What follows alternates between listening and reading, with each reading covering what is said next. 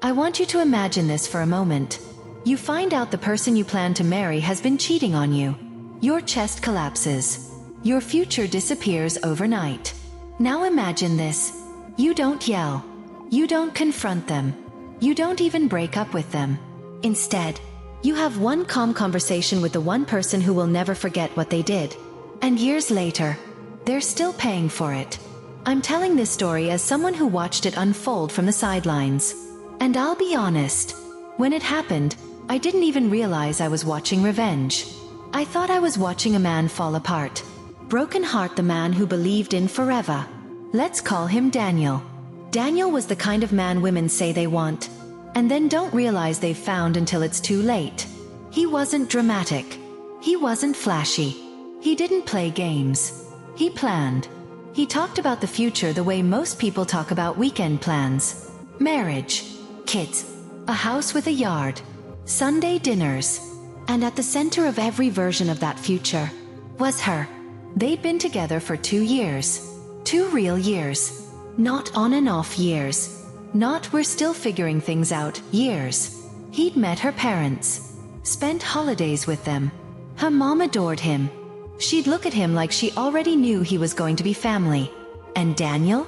He carried that responsibility like it mattered. Because it did.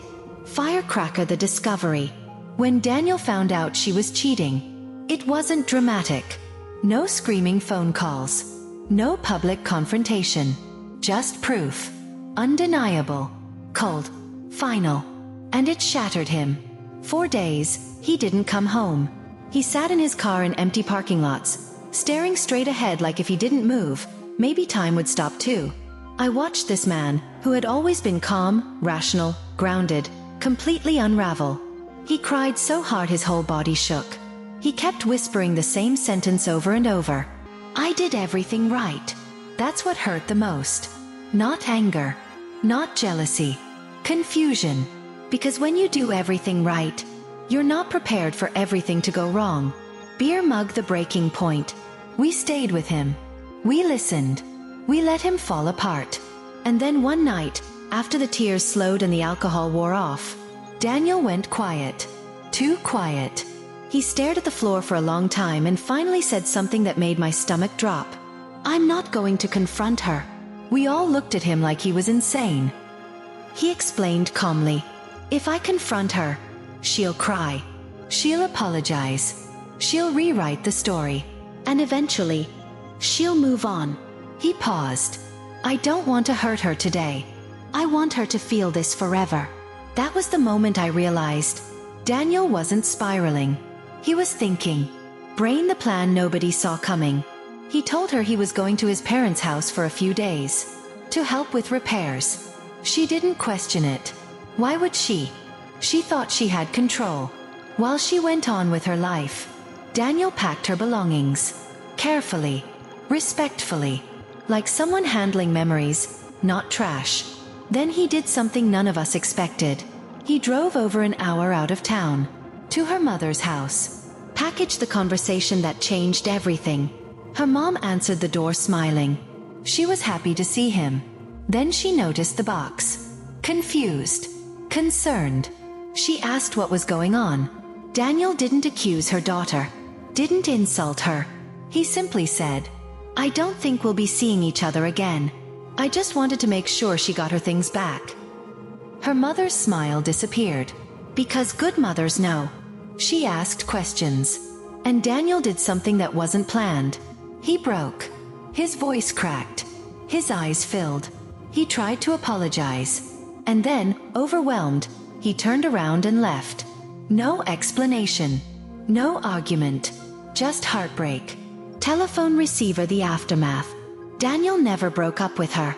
She found out from her mother. And that's when the panic started. Her texts went from confused to angry to desperate. Daniel didn't respond. Weeks later, he got an email from her mom. Not blaming him. Not defending her daughter. Just this. I hope you find someone who loves you the way you deserve. Daniel replied politely. And walked away. Hourglass not done the longest revenge. Years passed. Daniel went to law school. Built a career. built a life. And his ex? She still hears about him. From her mother. At holidays. At family dinners. Whenever she talks about relationships. She told Daniel once. She says I ruined the best thing I ever had. Daniel never replied.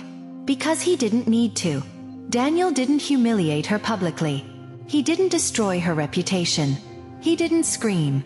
He let the judgment come from someone whose opinion could never be escaped. Her mother. Every success feels smaller. Every relationship is compared. Every mistake is magnified. And it never ends.